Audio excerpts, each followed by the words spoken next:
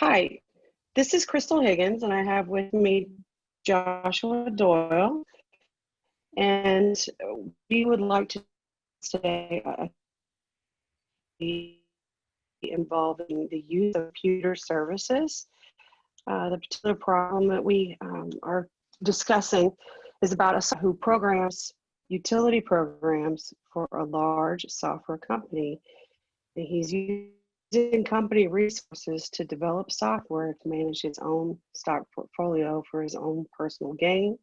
He does this during the off hours, and he believes, based on his research, that his work on company servers will not affect the batch jobs that are running at night. He's using very few supplies, maybe a little printer paper.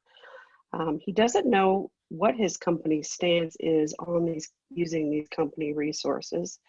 And we have to make the assumption that the company has no formal written rules regarding this computer service usage, since Dave is not sure if it's improper to use it.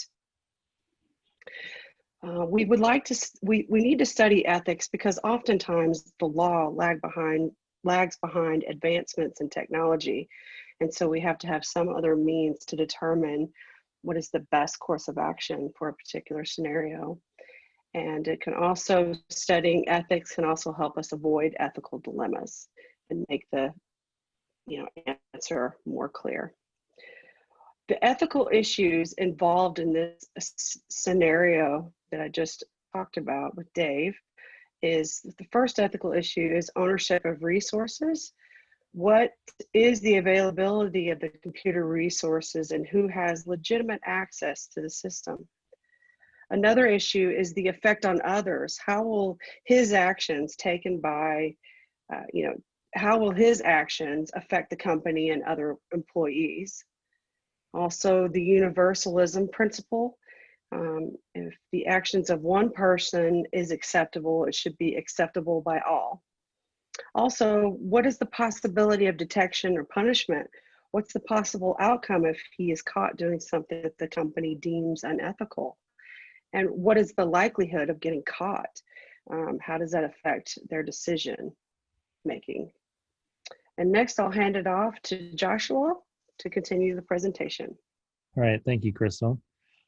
So as she stated earlier, we have Dave, and mentioned that he was a software programmer and he's writing utility programs for this company.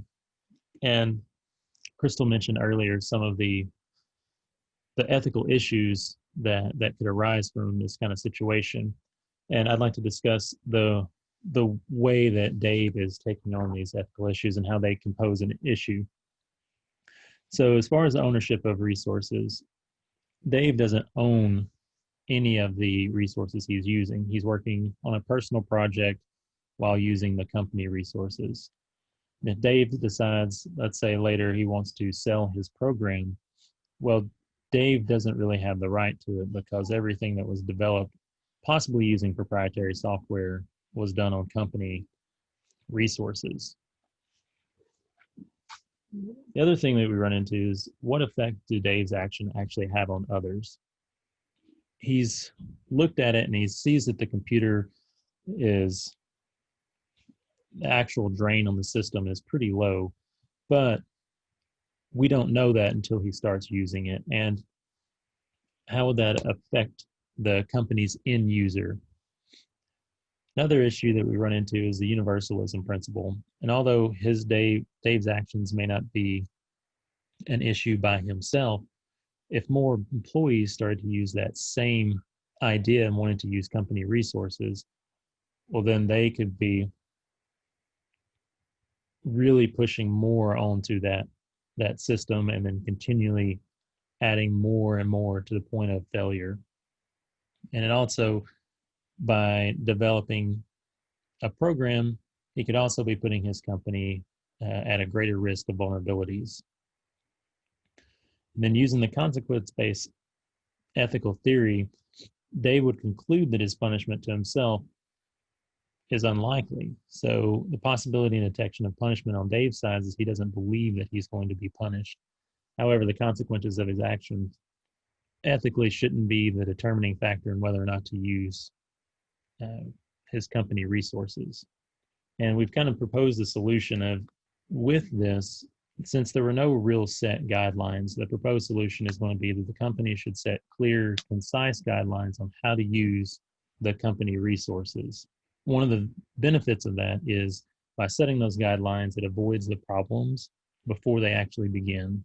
And then if no guidelines are set, Dave should take responsibility on himself to ask if that's permissible and can he use those to avoid punishment in the future. Basically, in conclusion to all of that, so the reason that we want to study ethics and the reason we have some kind of, we're looking over this case study is by studying these case studies and studying ethics within the cybersecurity field, it's going to help provide us guidance for situations that we may encounter where there's not a clear applicable law. And ethics in cybersecurity will also help provide a basis for future laws. And understanding ethical principles in cybersecurity can help companies and individuals avoid potential ethical dilemmas before they happen. In the absence of the company giving clear guidelines ahead of time, or Dave asks, if Dave is unable to ask the company, we think that he should not use the computer services for the company for his own personal gain. These are the different theories that we discussed in our paper, broken down by those theories that involve individual interest versus universal interest. We talked about egoism, morals, religion. You got two different categories, one that's based on your own individual interest, and one is egoism, which means that a person, if they're using egoism as their to make an ethical choice, then that means that they're going to choose whatever gives them the most personal good with the least negative consequences to themselves. And also, along with individual interest, is making a decision based on your own morals, your religion, or your own personal experience. And so that's a rule-based ethical principle, and it's derived by an individual's personal set of moral principles. Then another ethical theory that we discussed in our paper is those of universal interest. So one is utilitarianism, which is considering the entire universe, the option with the greatest good for the most people is the best ethical choice to make. And alternatively, so that would be consequence-based, and alternatively, universal truths. That's rule-based, meaning it's just those rules that are self-evident, no higher justification needed, such as, don't do harm to others or justice, things of that nature. Thank you for that wonderful explanation.